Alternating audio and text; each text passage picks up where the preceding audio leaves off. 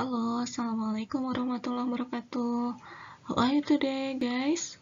I hope all of you are fine, and so do I. Okay, guys, before we start the lesson, as usually, we must pray together. Pray begin. Bismillahirrahmanirrahim.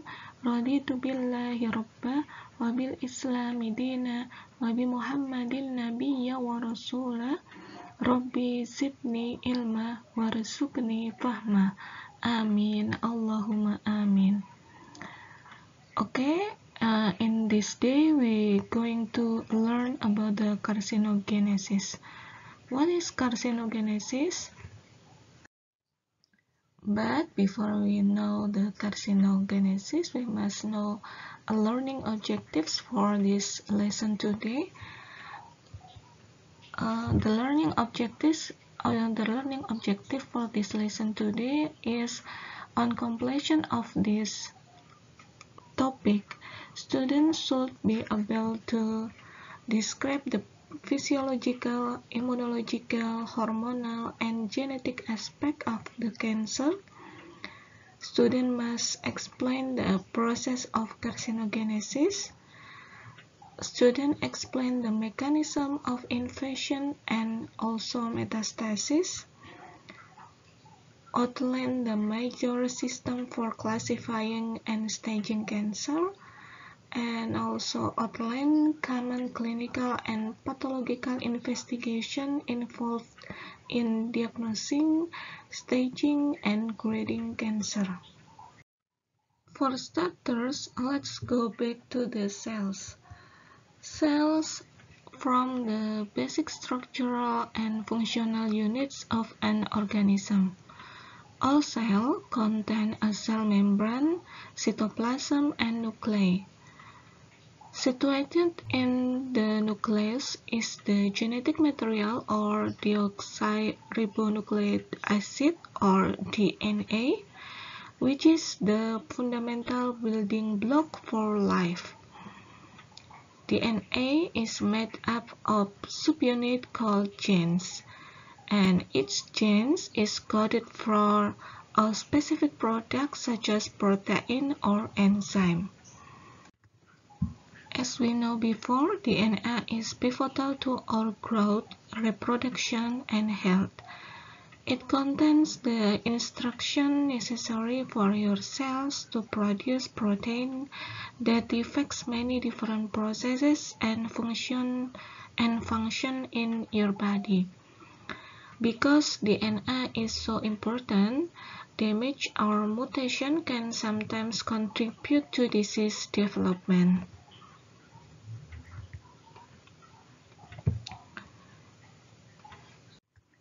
Now I must remind you about what is genes. Gene is the basic unit of heredity passed from parent to child. Genes are made up of sequences of DNA and are arranged one after another at specific location on chromosome in the nucleus of the cells. Genes are contained in chromosomes and only the genes required are switched on. Some important genes in the context of cellular proliferation include, for the first is proto-oncogenes. Proto-oncogene is a gene involved in normal cell growth. Mutation or changes in a proto-oncogene may cause it to become an oncogene, which cause the growth of cancer cells. And the second is tumor suppressor genes or TSG or anti-oncogenes. Is a gene that regulates a cell during cell division and replication.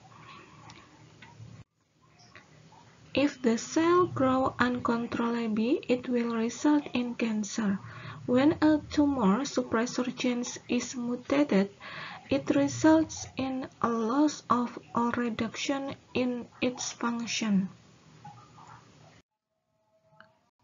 Normal proliferation cell An increase in the number of cells as a result of cell growth and cell division.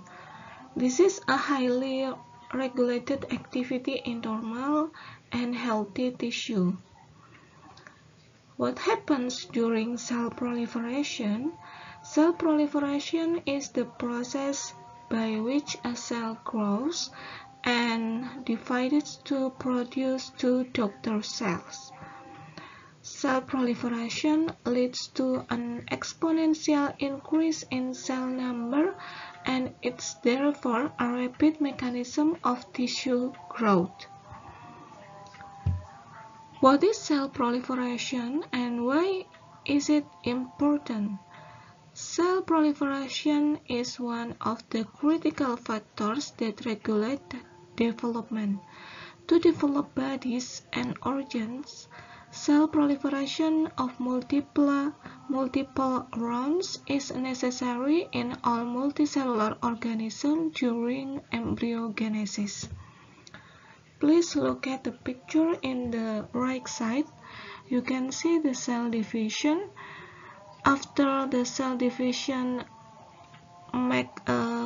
produce 4 daughter cells, and after that they are produce 16 daughter cells. So it convert to cell growth. Cell growth, after the cell growth more bigger than before, so the cell will be division. It is a cell cycles which normally opposite with the normal proliferation cell. So we must discuss about the abnormal proliferation cells. Elevated cellular proliferation and cell cycle abnormality, which have been associated with pre-malignant lesion, may be caused by inactivation of tumor suppressor genes or anti-oncogenes. In this topic, apoptosis is very important. Protein and enzymes that regulate the cell cycle and the process of apoptosis have been identified. There are TP53 and RB1. To make your understanding clearly, you can see at the picture in the right side. But before we look the picture, cell with the mutated TP53 genes evade the apoptotic mechanism normally responsible for eliminating damaged cells. On this picture, we can see typically the nucleus of cancer cell is larger and darker than that of normal cells, and its size can vary greatly. Another feature of the nucleus of a cancer cells is that after being stained with certain dyes, it looks darker when seen under a microscope. DNA mutation. A mutation is a change in the DNA sequences of an organism. Mutation can result from error in DNA replication during cell division, exposure to mutagens, or a viral infection. On this slide, DNA mutation may result from artificial sources like pesticides, organic chemicals, or alkylating agents, or results from naturally occurring sources like plant toxin and viruses, and also radiation. When cell cycle control checkpoints fail, the following may occur. For the first, the mistake is quickly fixed, and the second, a mutation results in the production of an abnormal protein or enzyme. The third mutation occurs near or around the proto-oncogenes, turning on cell division when not required. And the fourth, a mutation occurs near or around tumor suppressor genes or anti-oncogenes. For the example, the p53 genes that normally inhibits the growth of tumors. So this is resulting in ability to stop uncontrolled cell division.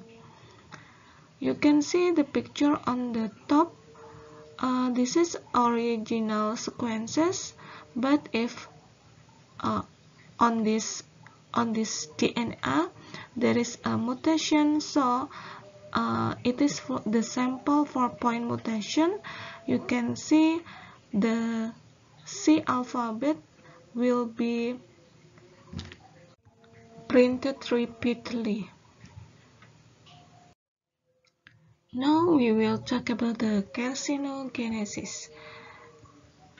Carcinogenesis, also called oncogenesis or tumorigenesis, is the formation of a cancer whereby normal cells are transformed into cancer cells. The process is characterized by changes at the cellular, genetic, and epigenetic levels and abnormal cell division. The key biological capability that enable the multi-step development of cancer include resisting cell death, avoiding immune destruction, evading growth suppressors, deregulating cellular energetics, sustaining proliferation signaling, enabling replicative immortality, genome instability and mutation, inactivating invasion and metastasis, tumor-promoting inflammation, and also inducing angiogenesis. You can see on the bottom, this is the picture about the carcinogenesis. Normal cells are transformed into cancer cell. So carcinogenesis is a multi-stage and multi-step process involving modification and mutation to genes that regulate normal cellular function, including cell growth control processes. Chemical carcinogenesis have been shown to modify and interact at many stages of carcinogenesis. The picture on the left side is a normal cells, but after they have a mutation in the DNA, so the cancer will be changes and the apoptosis will be reduced, so the cancer will be proliferation non-stop and the size of the cells will be bigger than before, so that the cells are large and difficult to remove. The link between genes and cancer. The transformation of normal healthy cells into decreased cancer cells is directly attributable to genetic damage causing DNA abnormalities that alter cell growth, proliferation, and survival. These abnormal genetic changes are termed mutation and may take the form of any of a number of alterations in the DNA sequences of a cells. Mutation may include point mutation, deletion, translocation, and inversion, and also on the point mutation like a duplication or deletion. The eventual impact of mutation depends on where in the genetic sequences the error occurs. Please look at the picture in the left side. There are kinds of the mutation. For the first is deletion mutation. In genetic, a deletion is a mutation in which a part of chromosome or a sequence of DNA is left out during DNA replication. Any number of nucleotides can be deleted from a single base to an entire piece of chromosomes. For the second is duplication mutation, a type of mutation in which a portion of a genetic material or a chromosome is duplicated or replicated, resulting in multiple copies of that regions. Duplication results from an unequal crossing over between misaligned homologous chromosomes during meiosis. The third is inversion mutation. Inversion mutation happens when a section of DNA breaks away and reattaches to the chromosome in a reverse order. This can be a small section of DNA that breaks away or a large section containing many different genes. The fourth is insertion mutation. In genetic, an insertion is the addition of one or more nucleotide base pair into a DNA sequences. This can often happen in microsatellite regions due to the DNA polymerase looping. An insertion mutation occurs when an extra nucleotide is added to DNA strand during replication. This can happen when the replication strand slips or wrinkles, which allow the extra nucleotide to be incorporated. And the last is translocation mutation. The translocation mutation occurs when a piece of one chromosome breaks off and attaches to another chromosome. This type of rearrangement is described as balance if no genetic material is gained or lost in the cells.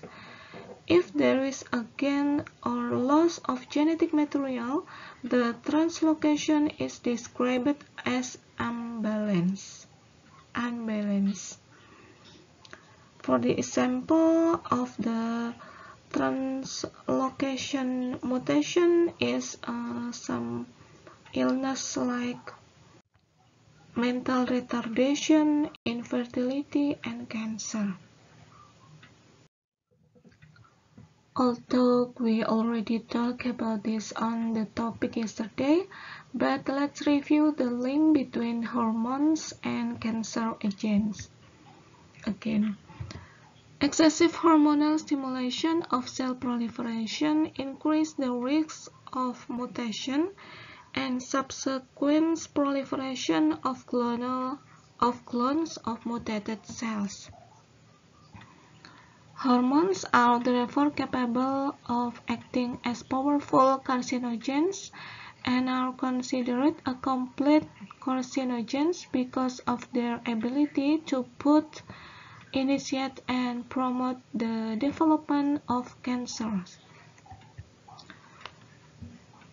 Hormones have been implicated in the genesis of breast, prostate, uterine, ovarian, testicular, thyroid, and bone cancer.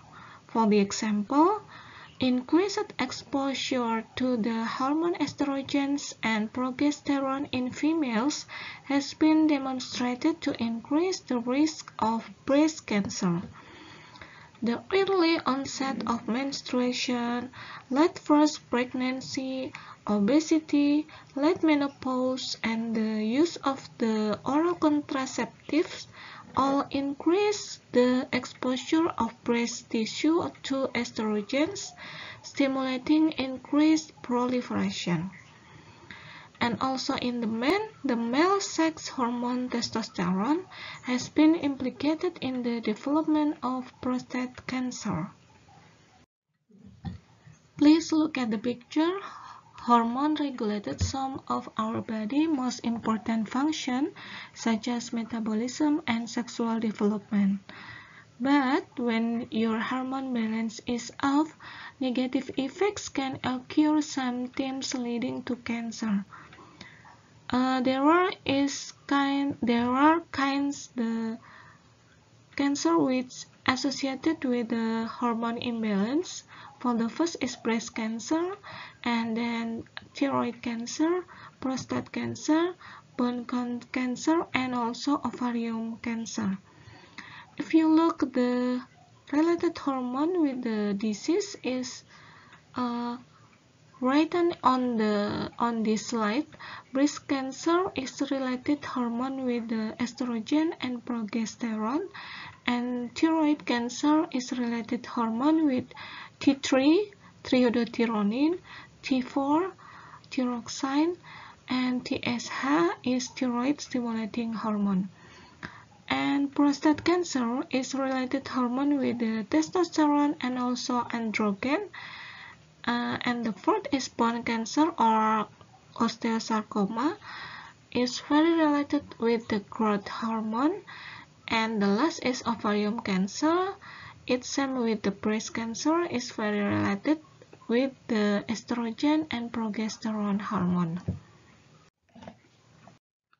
Now we talk about the link between immunity and cancer. When the immune system loses its function of surveillance, tumor cells have the ability to form a tumor. Tumor cells that evade detection can be explained by the following proposed mechanism. First, downregulation of major histocompatibility class or MHC1 expression, allowing antigen to go unrecognized. Do you still remember about MHC class 1? MHC class 1 is a molecule are one of two primary classes of major histocompatibility complex molecule and are found on the cell surface of all nucleated cells in the bodies of vertebrates. They also occur on platelets, but not on red blood cells. You also must remember about the function of MHC class 1 because this molecule are cell surfaces recognition elements expressed on virtually all somatic cells, and this molecule is very important because the cell and signal of the cell physiological state to effector cells of the immune system, but both T lymphocytes and natural killer cells will be signaling with MHC class 1. The second is lack of co-stimulatory signals needed for antigen presenting, loss or alteration of the MHC molecule. The third, tumor secretion of immunosuppressive products inhibiting the body's immune response. And the fourth, tumor being immunogenic by expression of one or more antigens. And also antigens modulation, where the antigen either enter the cells or leaves it completely, limiting the ability of the immune system to recognize the tumor cell as a non-self. The last, tumors do not give off inflammatory warning signal. Now we replay again about the benign and malignant onto tumor. Benign growth is a benign growth doesn't usually threaten life unless it interferes with vital structures, tissue, or organs. Benign growths are generally composed of mass of cells that closely resemble the normal cells composing the tissue in which they are found. Benign tumors perform no useful bodily function and treatment or removal is usually curative. Opposite with a benign growth is a malignant growth.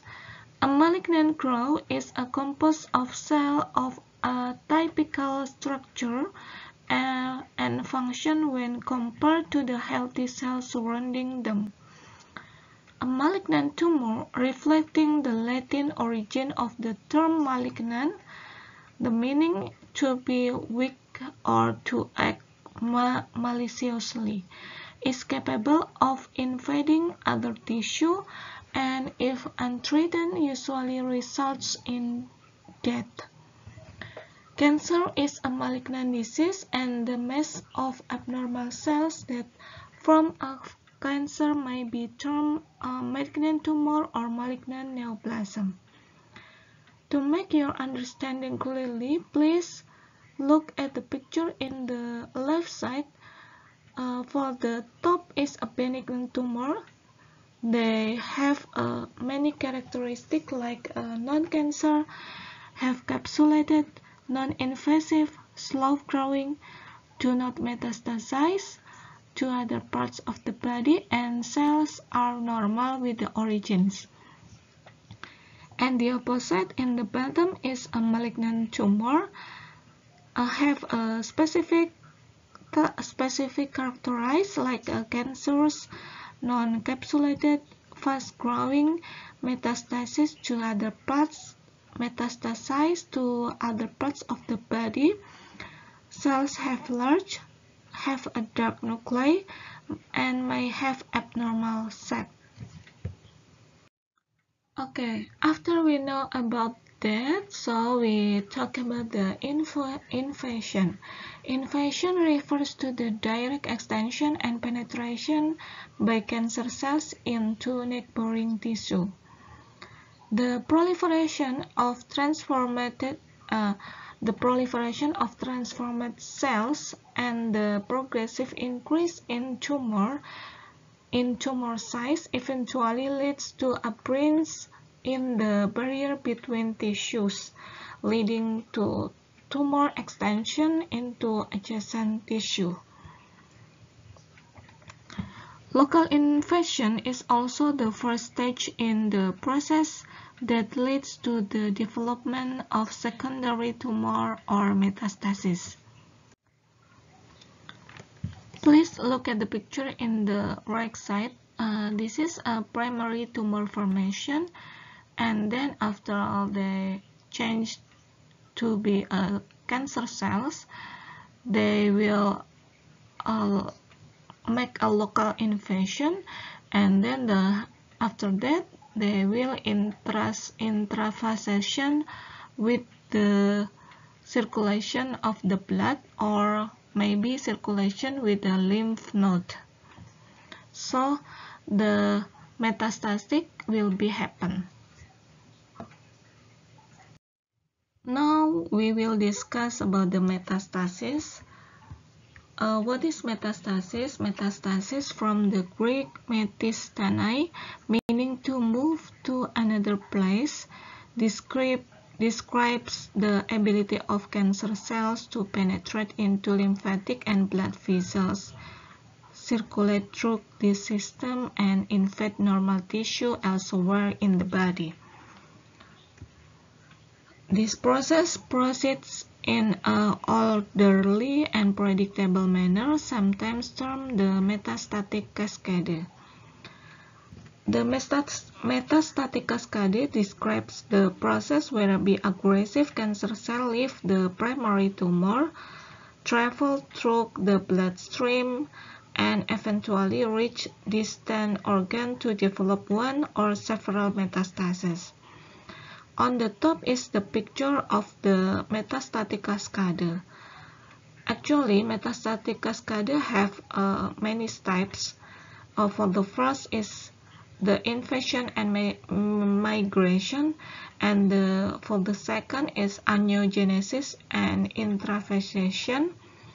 The third is a survival in the circulation and attachment to the endothelium. And the 4 and 5 is extravasation and colonization. Angiogenesis. Angiogenesis has a role in tumor growth, invasiveness, and metastasis. Tumor angiogenesis refers to the growth of new vessels which develop following stimulation of endothelial cells within exciting vascular networks near the tumor, providing a blood supply for that tumor. A balance of stimulators and inhibitors tightly control angiogenesis under normal circumstances. One specific and potent promoter of angiogenesis is vascular endothelial growth factor, or VEGF. Please look at the picture in the left side about the blood vessel overgrowth on cells. Angiogenesis is the physiological process through which new blood vessels from pre-existing vessels in the early stage of vasculogenesis. Angiogenesis continues the growth of the vasculature by processes of sprouting and splitting. On the picture, you can see for the first tumor secretes VEGF cytokine, and VEGF cytokine increases blood vessels expression and movement to tumor. So tumor has increased blood supply and they will develop to bigger than before. Diagnosing cancer have a multiple step to make the diagnosing of the cancer. There are an assessment of the presenting symptoms. We must assess a personal and family medical history, and we must also assess the risk factor for cancer, such as the workers, or there are have a lifestyle which associated with the cancer. And then we must also assess the physical examination. We must check laboratory studies, and we must also diagnostic imaging techniques. It's very important, like MRI. And after that, we must put the tissue biopsy for pathological analysis. Now we talk about the grade and staging. It is actually about the histopathological review. Histopathological review, the microscopic examination of tumor tissue, allow identification of a number of properties that will enable assessment of a tumor's aggressiveness. The amount of necrosis, inflammation, hemorrhage, cellular genetic changes, and the degree mitotic activity within a tumor tissue specimen are some of the properties examined in the laboratory. These histopathological characteristics are used to categorize a tumor into a grade. Grade 1 is ranging from well differentiated, and grade 2 is stroke moderately, and grade 3 is poorly differentiated, and the last is grade 4 is undifferentiated. In general, higher grade tumors are more aggressive and carry a worse prognosis than lower grade malignancies. I also remind you about the tumor node metastasis, or TNM staging system. What is TNM system? TNM system, a system to describe the amount on spread of cancer in patient body. T describes the size of the tumor and any spread of cancer into nearby tissue, and describe spread of cancer to nearby lymph nodes. and M describe metastasis or spread of cancer to other parts of the body. Numerical values are assigned to various levels within each of the three categories, reflecting increased extent of disease. The summing of the numerical value for each of the three categories allow the tumor to be classified into one of four stages, numbering stage 1 through to the stage 4.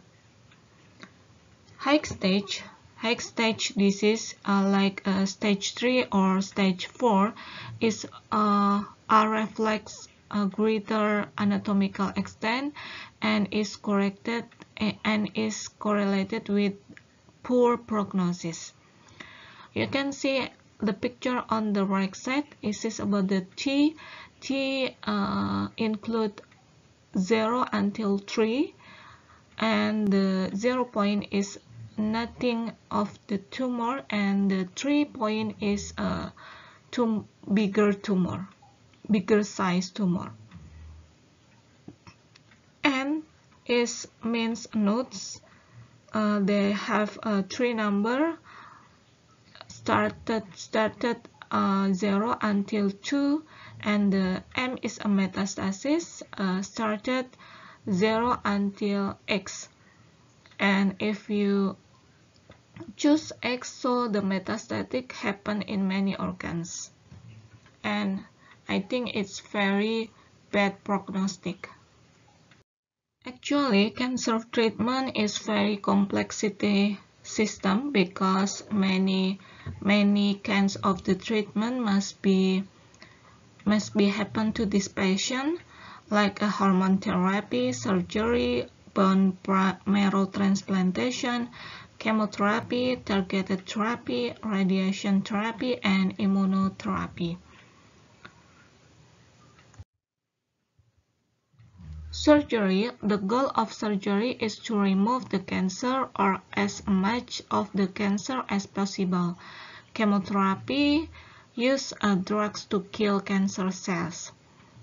Radiation therapy use high-power energy beams such as X-ray or protons to kill cancer cells. Radiation treatment can come from a machine outside your body, or it can be placed inside your body. And then bone marrow transplant. Your bone marrow is the material inside your bones that makes blood cells from blood stem cells. A bone marrow transplant, also known as a stem cell transplant, can use your own bone marrow stem cells or those from a donor. Immunotherapy, also known as biological therapy, use your body's immune system to fight cancer. Cancer can survive unchecked in your body because your immune system doesn't recognize it as an intruder. Immunotherapy can help your immune system see the cancer and attack it. Hormone therapy on some type of cancer are fueled by your body's hormones. Examples include the breast cancer and prostate cancer. So, removing those hormones from the body or blocking their effect may cause the cancer cells to stop growing. And the last is a targeted drug therapy. Targeted drug treatment focus on specific abnormalities with the cancer cell that allow them to survive. Okay guys, I think it's end of the lesson. Thank you for your attention. I hope you can understand with my explanation. And if you have some question with this topic, you can write your question into the comment box in this video, and also you can write your question with WhatsApp. So please end this meeting with say hamdalah together. Alhamdulillahirabbil alamin. Thank you so much and see you next time. Bye bye. Assalamualaikum warahmatullahi wabarakatuh.